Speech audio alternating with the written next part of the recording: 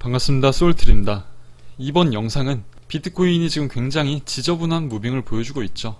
이런 무빙 속에서 지금 우리가 어떤 위치에서 어떻게 대응을 할 수 있는지에 대해서 말씀을 드리겠습니다. 자, 첫 번째로 비트코인이 이 위치 28,100부터 하락이 나왔죠.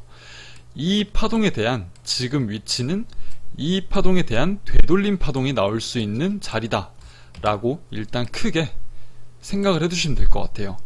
그래서 이 파동에 대한 되돌림은 이런 상승 파동으로 나오겠죠. 그래서 이 상승 파동도 또 3개의 파동으로 쪼개질 가능성이 있죠. 자, 하나, 둘, 셋 이런 식으로. 그래서 지금 구간은 가장 중요한 매매 포인트는 이 하락 채널을 기준으로 한 번 더 들렸다 갈지 아니면 이 위치에서 바로 올라갈지를 중점적으로 봐야 돼요. 근데 저는 일단은 이 위치에서부터 올라오는 파동이 한 차례 이탈을 해준 상황이고 바로 올라가는 무빙이 나오지 않고 있어요. 그래서 지금 생각해 볼 수 있는 건 이 하락 채널의 하단까지 이런 식으로 파동을 열어두면 될 것 같다 라는 게 오늘 영상의 핵심입니다. 자, 그러면 이제 두 가지로 나눠서 말씀을 드릴게요. 이 파동이 이렇게 하락이 실제로 나온다고 하면 우리는 어느 위치에서 매수를 잡아볼 수 있을까, 매수를 트라이할 수 있을까에 대한 주제 하나와, 그리고 바로 이렇게 돌파할 경우, 이 두 가지에 대해서 말씀드릴 건데, 첫 번째로 이 파동이 바로 내려온다고 하면 우리는 이제 주요 지지 구간을 찾아야겠죠. 지지가 될 수 있는 구간을 찾아야 된다. 첫 번째로 지지가 될 수 있는 구간은 이 상승 파동에 대한 되돌림 파동을 찾아야 되니까 피보나치 되돌림 툴을 이용해서 되돌림을 찍어 볼게요. 자, 그래서 최근에 많은 반등이 나오고 있는 0.707 라인과 그리고 0.786886 이 세 가지 비율을 보고 있습니다. 자, 이 세 가지 비율 일단 찾아둘게요. 그 다음에 나머지는 지우도록 하고요.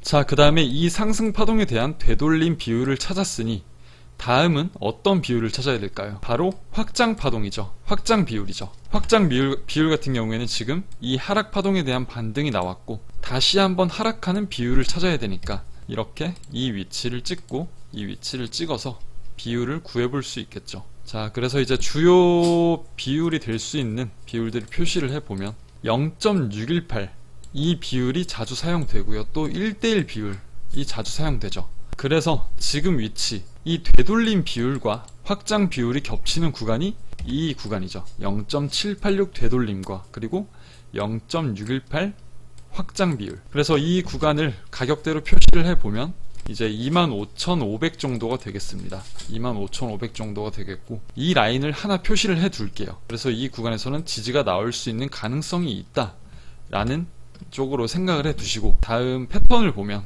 파동에 대한 관점을 봤기 때문에 이제 하모닉 패턴을 이용해서 이 위치에서 지금 어떤 하모닉 패턴이 나올 수 있는지에 대해서 보도록 하겠습니다. 자, 첫 번째로 이제 이 위치에서는 딱히 다른 하모닉 패턴이 나오진 않아요. 그래서 이 작은 구간에서 패턴을 찾아보도록 할게요. 자, 이 위치를 찍고 그 다음에 이 위치를 찍으면 비율이 나오죠. 그래서 지금 구간, 이 작은 구간에서 봤을 때 자, 이런 버터플라이 패턴이 나올 수 있습니다. 이 버터플라이 패턴의 PRG 구역은 기존은 이제 이 1.272 부근인데, 하모닉 패턴에 이제 HOP라는 개념이 있어요. 뭐 이거 그냥 나중에 간단하게 설명드릴 거지만, 어쨌든 이 HOP 비율이 1.414 비율이다.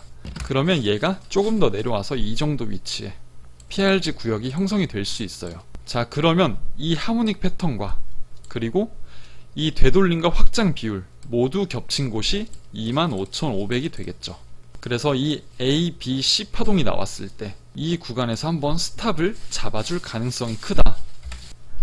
그래서 25,500을 중점적으로 보고, 만약에 이 위치에서 제대로 된 매수 반응이 나오지 않아요. 만약에 캔들이 내려왔는데 이 위치에서 이런 식으로 봉이 마감이 된다고 하면 일단은 매수를 받지 마시고요. 다시 한번 이 채널의 하단과 그리고 0.886 구간, 이 구간까지도 조금 더 열어두는 걸로 시나리오를 잡으면 될 것 같습니다. 자, 일단 여기서 가장 좋은 방법은 이제 캔들을 확인하는 거예요. 이 구간까지 내려왔을 때 캔들이 어떤 식으로 형성이 되냐, 최소한 15분 봉이 어떻게 마감이 되느냐를 봐야겠죠.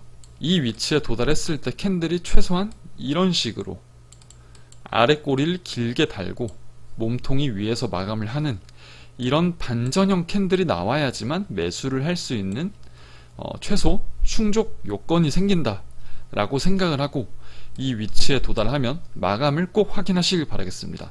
최소 15분봉에서요. 자, 여기서 잡지 못해도 상관없어요. 왜냐하면 이런 파동이 진행이 되면서 하락 추세 라인이 하나 형성이 될 거예요. 이렇게. 그래서 이렇게 내려왔을 때 잡지 못했어도 이 추세 라인을 넘길 때 잡아도 상관없다. 그래서 여기서 못 잡았다고 조급해 하다가 위에서 잡았는데 또 이런 식으로 하락이 나오면 안 되니까 이런 추세 라인도 그어 두시고, 내가 만약에 여기서 잡지 못했다면 이런 상승 파동이 나오고 추세 라인을 넘겼을 때 매수를 하겠다라는 마인드로 한번 또 기다려 볼 수 있겠죠.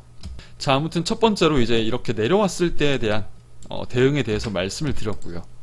자, 그 다음에 두 번째로 얘가 바로 이 하락 채널을 넘겨줬을 때 이때의 대응 방법에 대해서 말씀을 드리면, 사실 다른 분들은 어떻게 볼지 모르겠는데 제 기준에서 이제 일단은 첫 번째 시나리오가 확률이 더 높다고 생각을 하지만, 만약에 바로 상승이 나온다고 하면 사실 파동적으로는 제가 이제 이렇게 나오는 파동은 아직까지 잘 보이진 않아요. 제 입장에서는. 근데 이제 이렇게 올라간다고 하면 이런 조정 파동이 끝이 났다라는 가능성을 갖고 있는 상승이니까 이 채널 상단에 지지를 받을 때 짧게 매수를 들어가 볼 수 있습니다. 그래서 스탑을 건다고 하면 이 위치를 손절로 잡아야겠죠. 이 위치를 손절로 잡고 이런 눌림에서 매수를 들어가 보는 방법이 있다. 뭐 이러나 저러나 저는 첫 번째 시나리오가 일단 메인으로 보고 있기 때문에 얘의 시나리오를 중점적으로 대응을 할 예정이고요. 자, 그러면 여기서 반등이 나왔다고 가정을 할게요.